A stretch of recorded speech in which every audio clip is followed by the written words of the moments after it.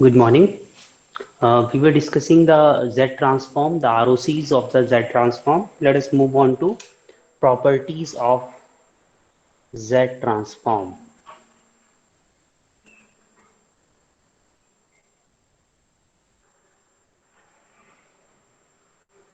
Obviously, first property would be linearity. So suppose F1n, Fn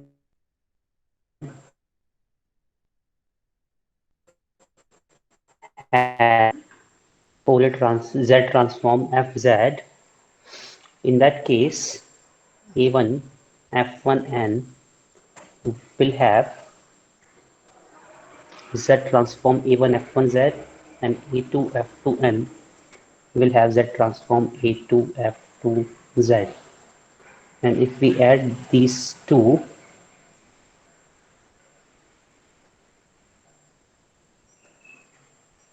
we will get A1 F1z A2 F2z. So this is nothing but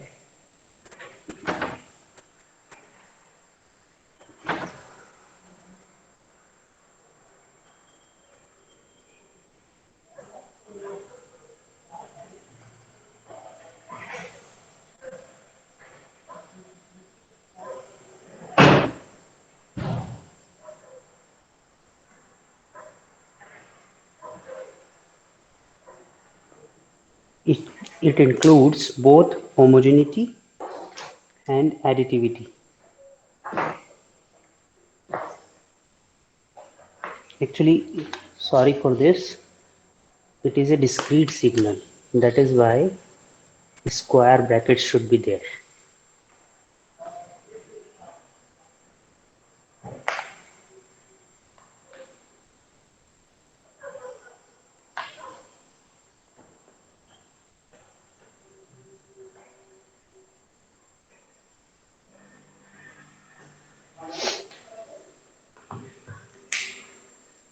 Now again, as we evaluated the Laplace transform after the linearity property, let us find out the Laplace Fourier Z transform of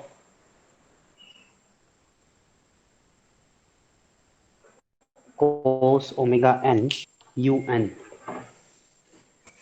Cos omega naught n un, so it would be e to the power j omega naught n plus e to the power minus j omega naught n divided by 2 into un. It will have Laplace transform of e to the power j omega naught n un. So it can be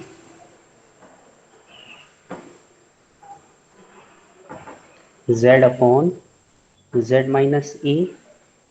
So here you can write z upon z minus e to the power j omega naught.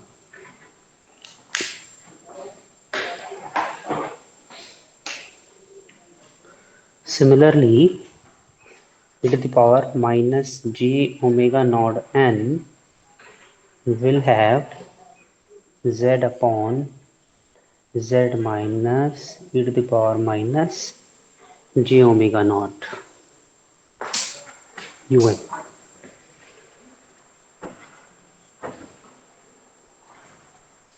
So if we add these two, then we will have e to the power j omega naught n plus e to the power minus j omega naught n un will have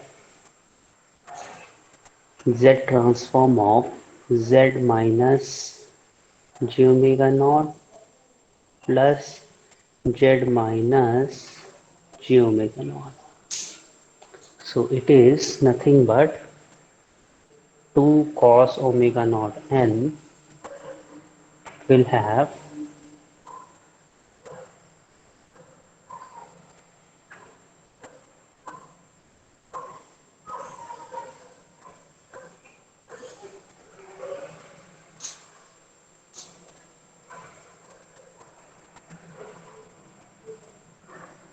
z minus e to the power minus j omega naught.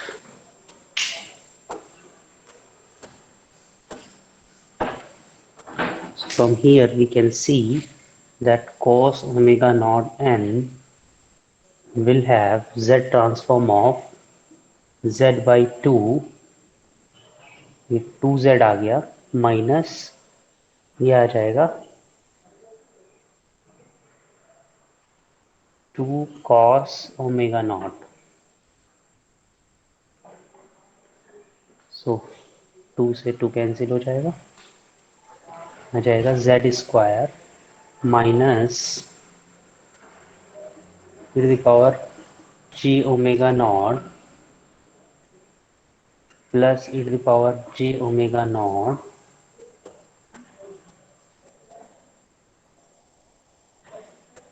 Plus 1. So cos omega naught n का z transform हो जाएगा z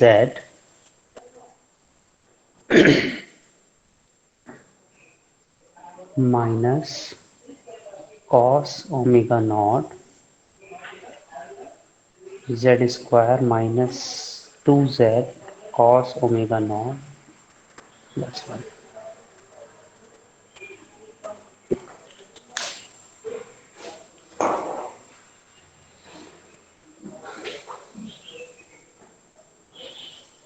If I want to calculate the z transform of a to the power n cos omega naught n, so it would be z by a minus cos omega naught z by a square minus 2z by a cos omega naught plus 1.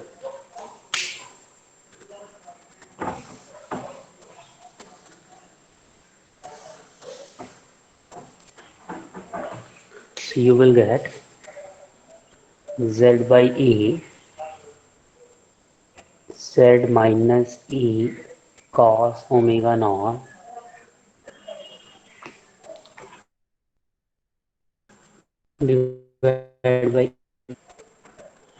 divided by z square minus 2az cos omega naught plus a square divided by e square.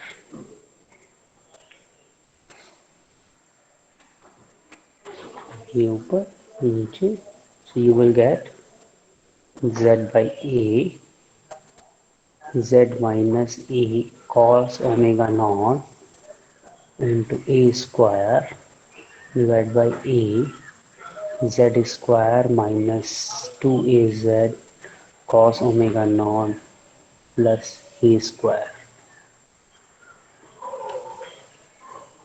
So finally you will have z into z minus a cos omega naught divided by z square minus 2az cos omega naught plus a square. In this case, ROC would be mod z greater than 1, and in this case, ROC would be mod z greater than a,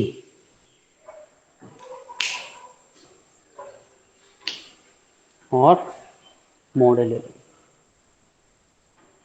Similarly, we can calculate the z transform of sine n omega naught un. It would be e to the power j omega naught n minus e to the power j omega naught n divided by 2j into un. तो हम यहाँ से calculate कर सकते हैं.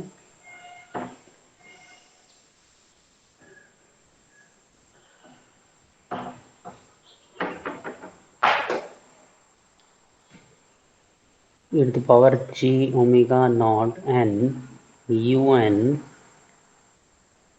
z upon z minus e to the power j omega naught e to the power minus j omega naught n un will have z upon z minus e to the power j omega naught. Subtract, you will get j omega naught n j omega naught n un z upon z minus e to the power j omega naught minus z upon z minus j omega naught.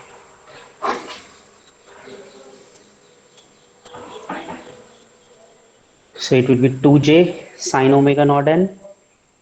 2j यहाँ आ जाएगा तो यहाँ पे आ जाएगा sin omega naught n un will be 1 by 2j z common z minus e to the power minus j omega naught minus z plus e to the power j omega naught z square minus the same रहेगा 2 cos omega naught z this one.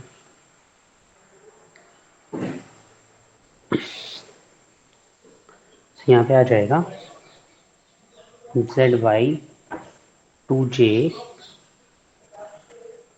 और ये आ जाएगा ये cancel 2j sin omega naught z square minus 2 cos omega naught z plus 1.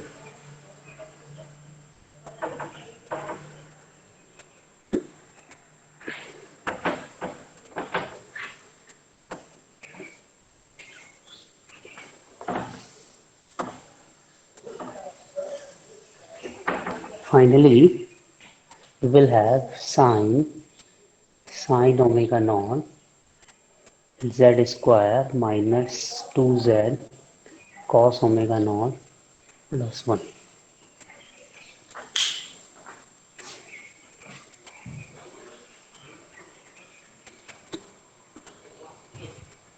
cos omega naught n का क्या था?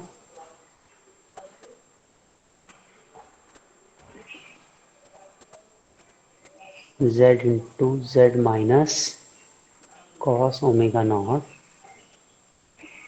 z square minus 2z cos omega naught plus 1.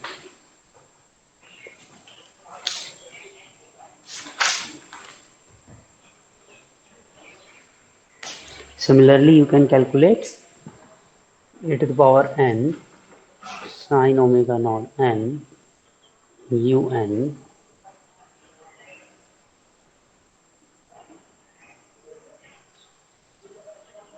it would be az sin omega naught n divided by z square minus 2az cos omega naught n नहीं होगा plus ए square.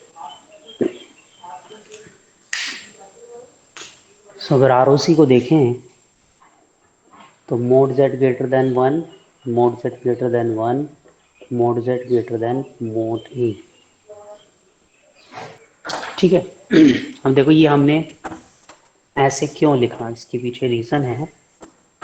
जैसे आपको बोल दिया जाए कि find inverse z transform of fn is equals to z square upon z square minus 2z plus 3.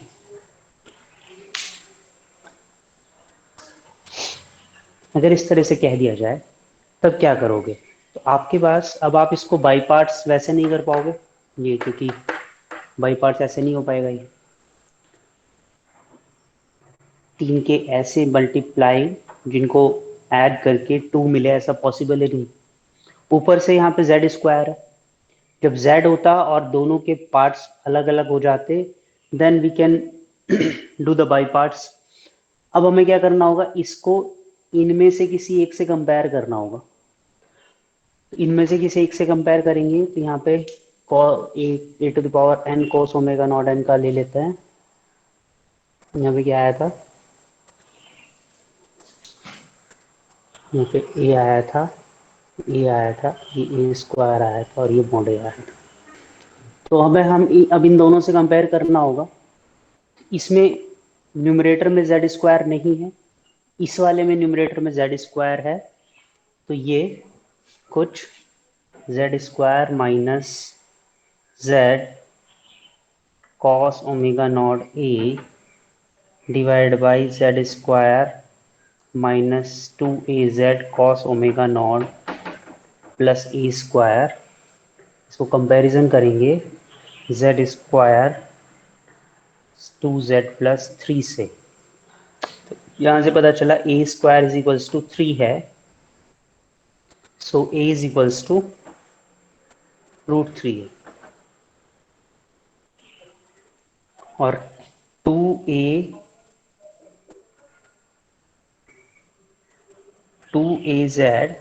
Cos omega naught is equals to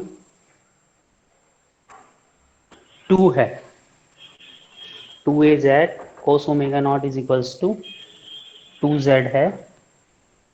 ए हमारे पास है √3 cos omega naught is equals to 2, 2 से 2 cancel, cos omega naught is equals to 1/√3।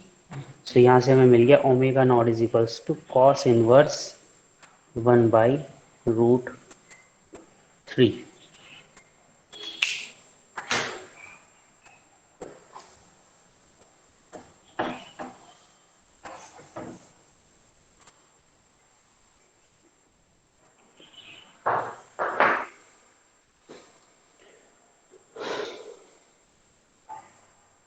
तो ये सब तो हमारे पास आ गया, नीचे वाला तो कंप्लीट हो गया। अब बचा ऊपर वाला। ऊपर वाले के लिए हमें क्या करना होगा, ये जो है Z square divide by Z square minus 2z cos omega not +3, इसमें एक बार ये है ना z कॉस ओमेगा नॉट ए, क्या हो गया आपका cos dash Z cos omega naught ए,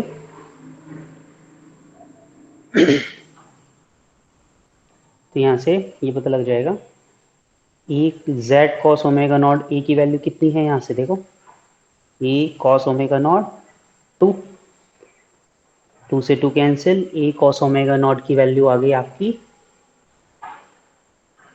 जेड।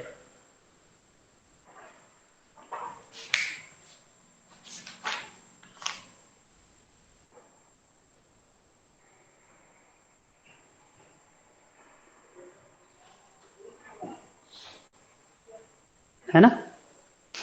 यहाँ से अगर कंपैरिजन करोगे तो A z cos omega naught is equals to 1, और यही हमें चाहिए था उसमें, ये ऊपर यहाँ पर। तो ये कब बनेगा, ये जब हमारे पास z square minus z cos omega naught ये होगा।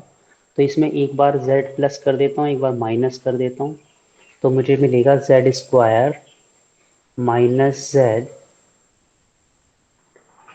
Z square minus 2z cos omega not +3 plus Z square minus 2z cos omega not +3। तो ये फंक्शन बन गया फाइनली।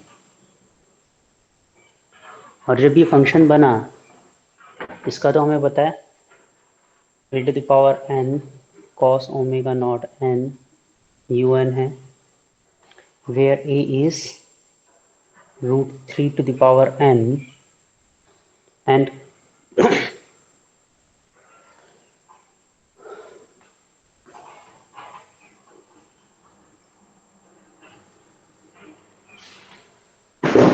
ये आ गया where omega naught is equals to cos inverse 1/√3।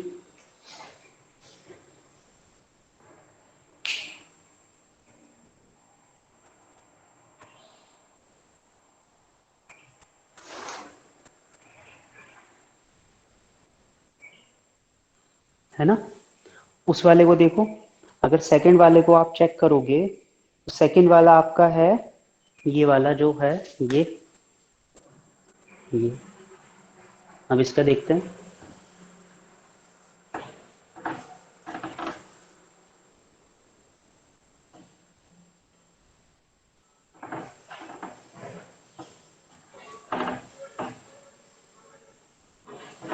तो हमारे पास है z upon Z square minus 2z, cos omega not नहीं आएगा ना,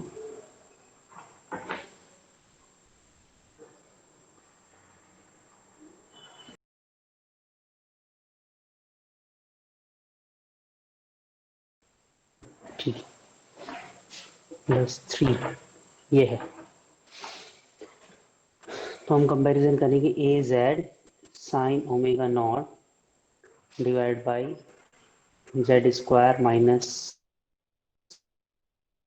2az cos omega naught plus ए स्क्वायर से।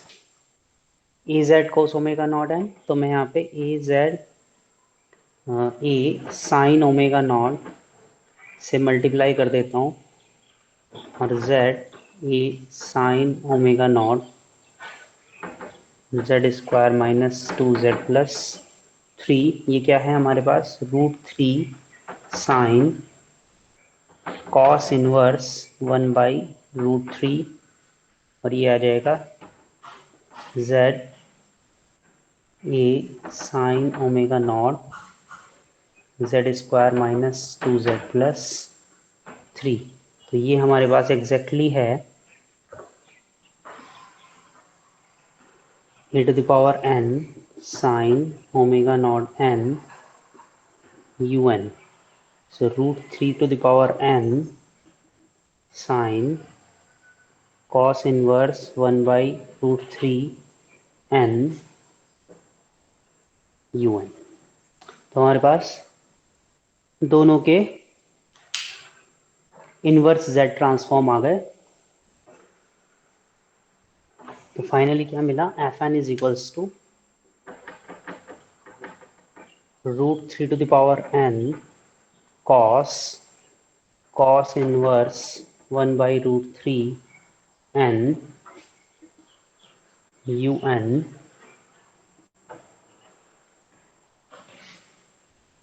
Plus 1/√3 sine cos inverse 1/√3 into √3 to the power n sine cos inverse 1/√3 n un। This is the answer.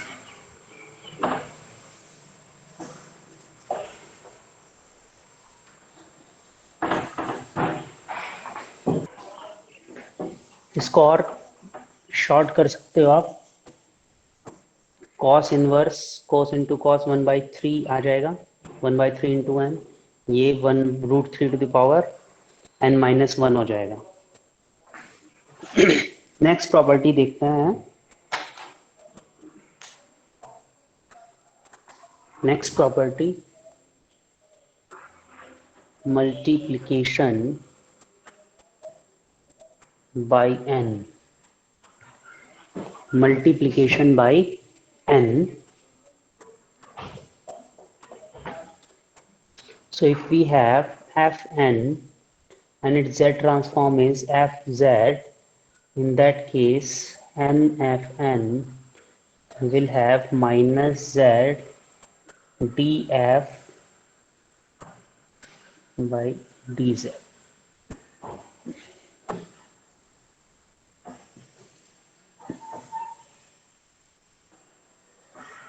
कैसे, जो हमारे पास F Z था वो था 2πj,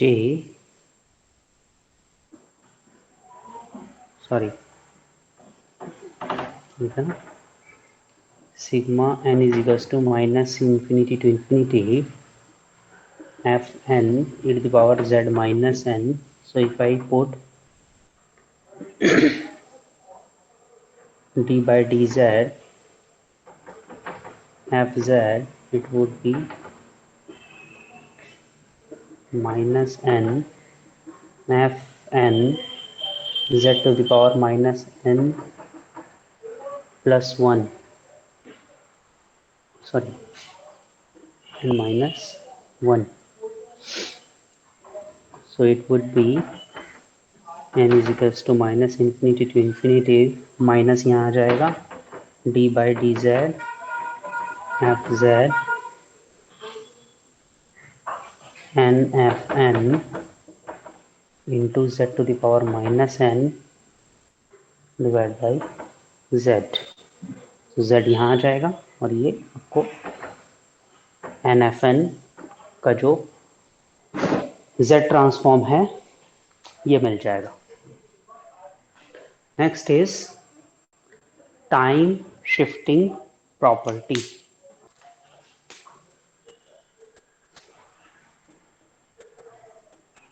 Time shifting. So if we have n and we want to calculate the z transform of n minus n naught, so इसको ऐसे देखेंगे fn is was 1 upon 2 pi j f z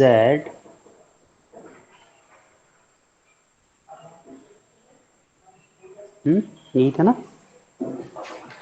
inverse z to the power n minus 1 dz. If I say f n minus n naught 1 upon 2 pi j f z z n minus n naught minus 1 dz, तो आपको क्या मिलेगा यहाँ पे f z into Z to the power minus n naught n minus 1 d z. F z z to the power minus n naught. So आपको कोई भी property याद करने की जरूरत नहीं है, सिर्फ इनवर्स वाला फॉर्मूला याद करो और जो नॉर्मल ट्रांसफॉर्म वाला फॉर्मूला है वो याद करो, उसको रिमेंबर करो. सारी की सारी प्रॉपर्टीज आप वहां से ड्राइव कर सकते हो एक या दो लाइन में सिर्फ. तो ऐसी ही प्रैक्टिस करना. अगर आप याद करने की कोशिश कर रहे हो तो कभी कभी क्या होता है यहाँ पे z छूट जाता है या माइनस छूट जाता है और ऑप्शन में आपको वो आंसर भी मिलेगा. तो 4 ऑप्शंस मिलते हैं ना कभी कभी कॉम्पिटिटिव एग्जाम में, तो वो ऐसे ही देंगे कि यहाँ पे माइनस, एक बार माइनस हटा के तब आंसर निकाल दिया, एक बार यहाँ पे z हटा के सिर्फ minus D F Z by D Z करके आंसर दे दिया. तो जैसे ही आप क्वेश्चन सॉल्व करते हो और आपको वही आंसर मिलता है जो आपने सॉल्व किया है ऑप्शन में, तो आप तुरंत से टिक लगा देते हो. तो इसीलिए प्रॉपर्टीज को ड्राइव करना अगर आप पूरी तरह श्योर नहीं हो. ठीक है. नेक्स्ट इज, क्योंकि डिस्क्रीट है, नेक्स्ट इज डिफरेंशियल इसमें होता नहीं, तो ये होगा टाइम डिफरेंस प्रॉपर्टी.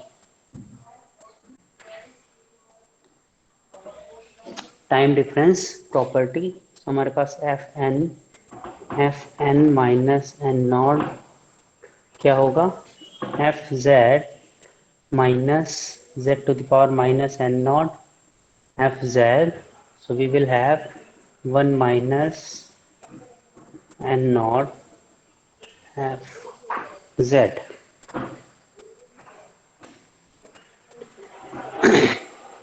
सो अगर मैं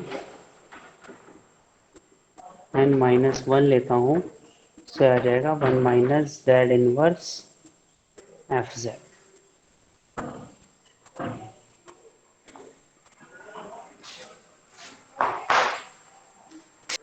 now multiplication. If we want to multiply f1n to f2n, we have to go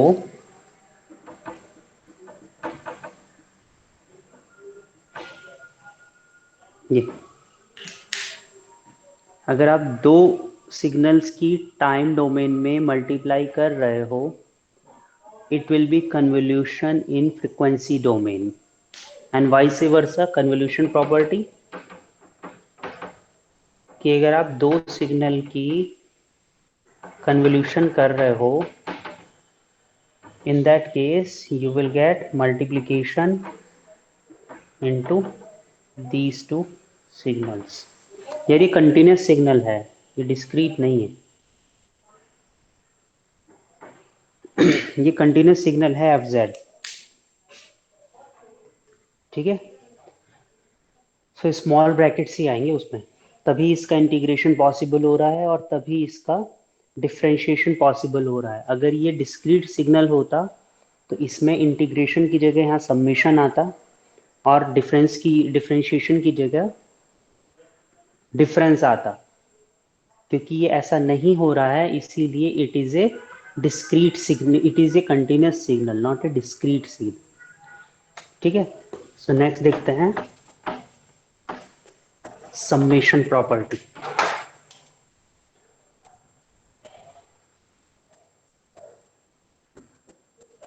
n is equals to minus infinity to n fn।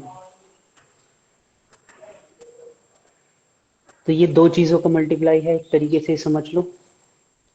तो हमारे पास एक ये था n is equals to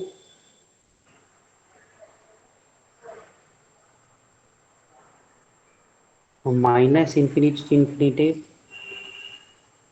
F N. अगर इसको ले लेते हैं तो ये एरिया था आपका, एक तरीके से देखो minus infinity to infinity F N ये एरिया था, और ये आ जाता है इंटीग्रेशन, क्योंकि इंटीग्रेशन में लिमिट्स कहाँ से लेते हैं, minus infinity to T F T T T, है ना। दिस इज द समेशन, और ये समेशन कहाँ से निकल के आया होगा आपका, ये समेशन कैसे आया होगा, ये समेशन ऐसे आया होगा जैसे कि हमने कन्वोल्यूशन में देखा था, it is same as F N convolution U N. ये इंटीग्रेशन कहाँ से निकल के आता है, अगर एफ एन का यू एन के साथ कन्वोल्यूशन करते हैं देन ये वाली लिमिट निकल के आती है, minus infinity T F T D T. तो यहाँ पे क्या हो जाएगा, F z into Z upon z minus one. So you will get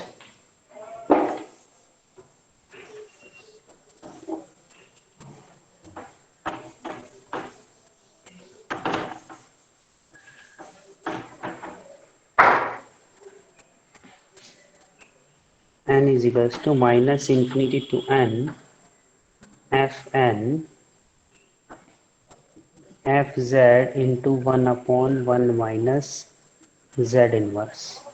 ये मैंने इस वाली फॉर्म में क्यों लिखा, क्योंकि आपका जो डिफरेंस वाला था एफ एन माइनस वन, वो क्या था, F z into one minus Z inverse.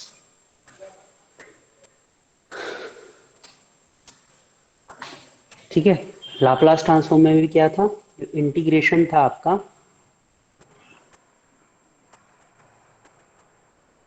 वो क्या बन रहा था, एफ एस बाई एस, और जो डिफरेंशिएशन था वो बन रहा था एस एफ एस। तो एक बार एस से मल्टीप्लाई हो रहा था, दूसरी बार एस से डिवाइड हो रहा था। सिमिलरली देखो, एक बार ये मल्टीप्लाई हो रहा है और एक बार ये डिवाइड हो रहा है, काफी सिमिलैरिटी है।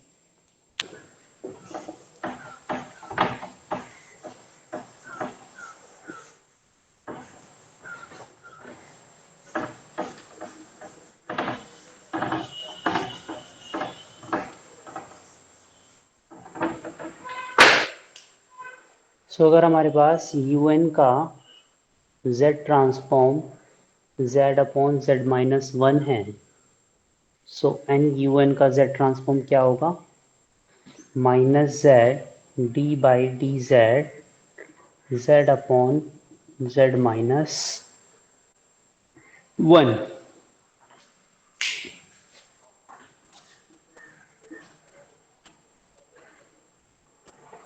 एक बार आ जाएगा 1/z माइनस 1 का स्क्वायर,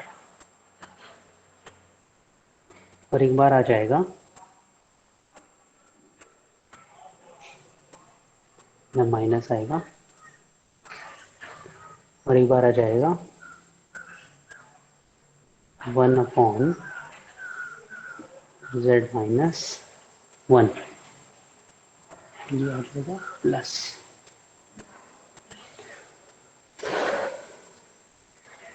ठीक है, एक बार इसका डिफरेंशिएशन और एक बार इसका डिफरेंशिएशन। तो ये हो जाएगा minus z minus 1/z minus 1 का स्क्वायर प्लस z माइनस 1,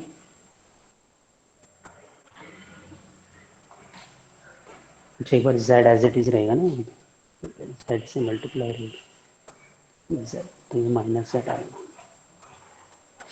तो ये आ जाएगा z अपॉन z माइनस 1 का होल स्क्वायर। तो अगर आप दो बार मल्टीप्लाई कर देते हैं एन स्क्वायर यू एन, इसका एक बार फिर और डिफ्रेंशिएशन करेंगे तो आपको मिलेगा z into z plus 1 z minus 1 का होल क्यूब। तो अब देखो, अगर नॉर्मल यू एन है तो आपको पता है कि z माइनस 1 नॉर्मल पोल्स आएंगे। अगर एक बार n से मल्टीप्लाई करेंगे तो पोल रिपीट हो जाएंगे, एक बार पावर इंक्रीज हो जाएगी। अगर आप दो बार n से मल्टीप्लाई करेंगे तो यहाँ पावर एक बार और इंक्रीज हो जाएगी। तो अब देखो क्वेश्चन देखते हैं, और अगर आप जो है n square A to the power n U N का करते हो तो आपको मिलेगा z बाई ए माइनस 1 का होल स्क्वायर, ये मिलेगा z by a z minus a का whole square divide by a square a z upon z minus a का whole square.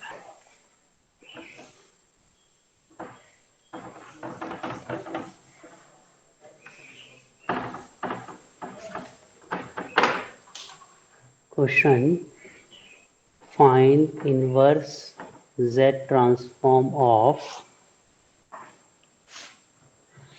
z upon z minus 2 z minus 3 का whole square. तो देखो सबसे पहली बात तो ये है कि ये बाई पार्ट्स, पहले देखो सॉल्यूशन कैसे देखते हैं। First check the power of z in numerator. If it is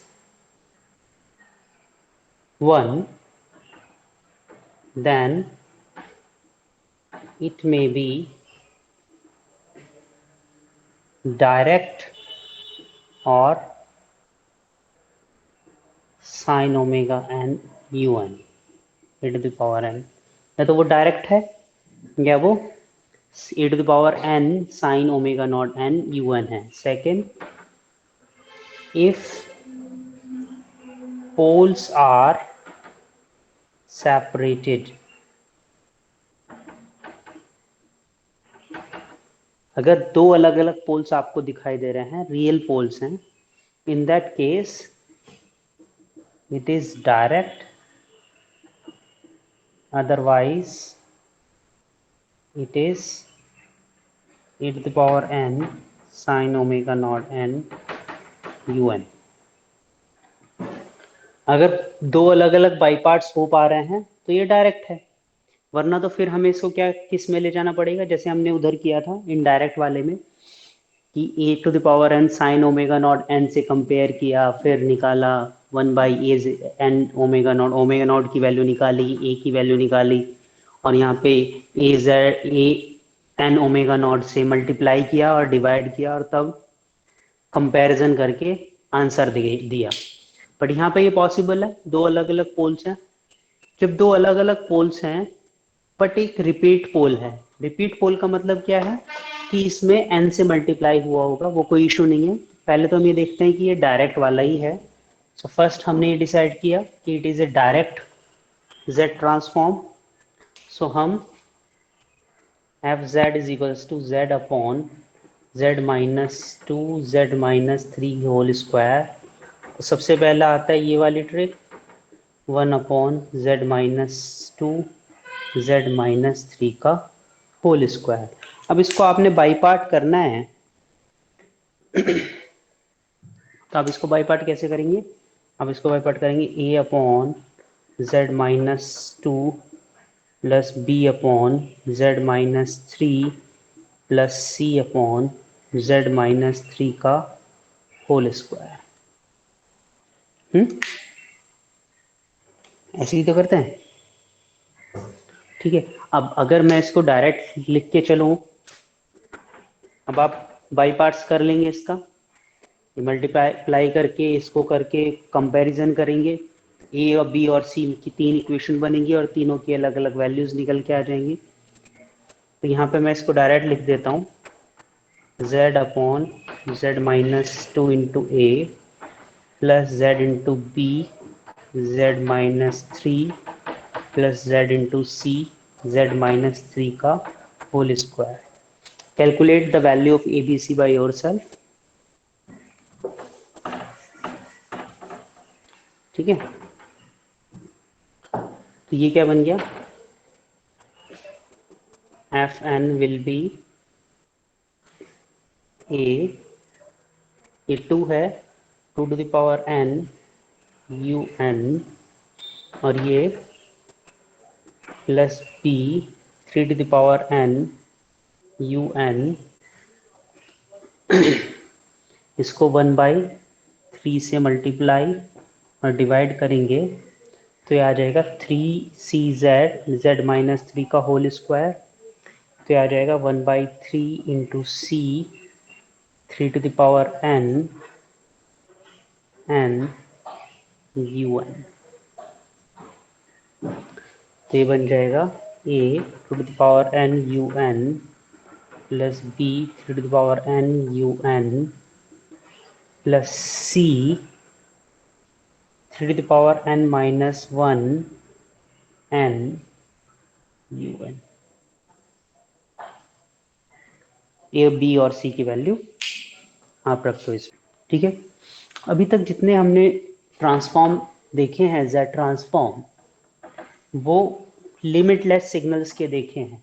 limitless signals मतलब जो इनफाइनाइट तक जाते हैं, चाहे वो un हो, चाहे वो साइन n या cos n, तो ये t is equals to infinite तक जाते हैं। Let us see if fn is like this 1 2 1 minus 1. So what is the z transform of this? Fz would be n is equals to minus infinity to infinitive fn z to the power minus n is equals to 0 पर value है 1, n is equals to 1 पर value है -1, n is equals to -1 पर value है 2, n is equals to -2 पर value है 1।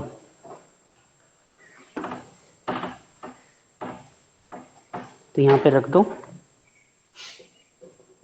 F Z is equals to, अगर F zero रखते हैं 1 into Z to the power 0 plus -1 into Z to the power -1 plus 2 into Z to the power 1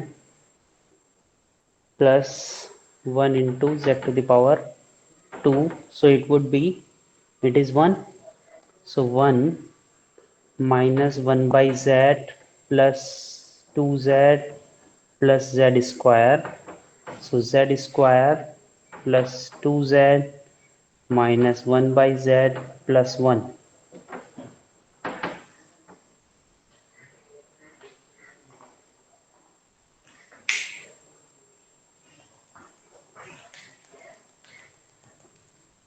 ठीक है। अगर आरओसी की बात करें, सो z can not be zero. अगर z जीरो होगा तो एफ जेड क्या हो जाएगा, infinite. And second, z can not be infinite. दो चीजें आएंगी। अगर इसको हमें डिफाइन करना है एफ जेड को, तो z can not be infinite and z can not be zero. So this is the ROC, mod Z, sorry, mod Z. Mod Z cannot be infinite and mod Z cannot be zero. So we write ROC like this.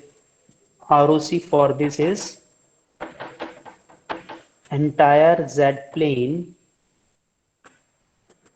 except mod Z is equals to zero and mod Z is equals to infinite.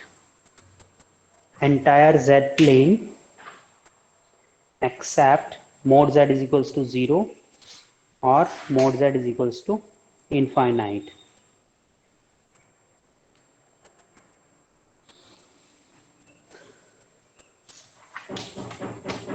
There is one more property.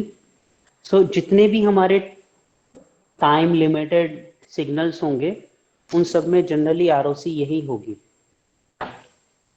जितने भी time limited होंगे।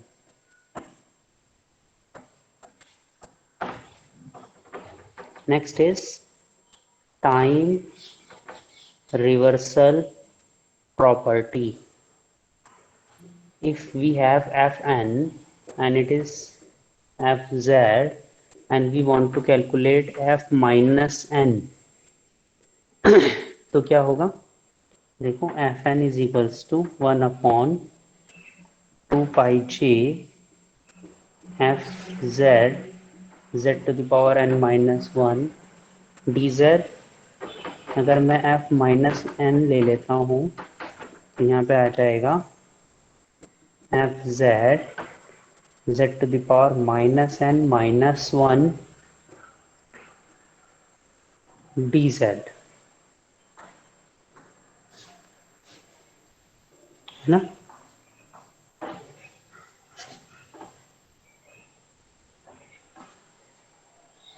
या इसको दूसरे तरीके से लो, अगर हमारे पास एफ जेड है sigma N is equals to minus infinity to infinity F N Z to the power minus N, यहाँ से देखोगे यहाँ से देखोगे सेम ही पड़ेगा। अब मुझे इसकी पावर को पॉजिटिव करना है। इसकी ये वाली पावर पॉजिटिव कब होगी, जब z जो है चेंज कर दो 1/z में। So f to the power minus n ये कब होगा, 1/z।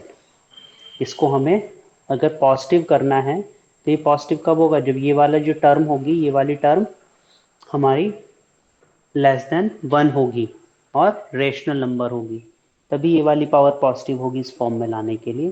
That is possible only and only when this. बाकी नेक्स्ट क्लास में देखते हैं।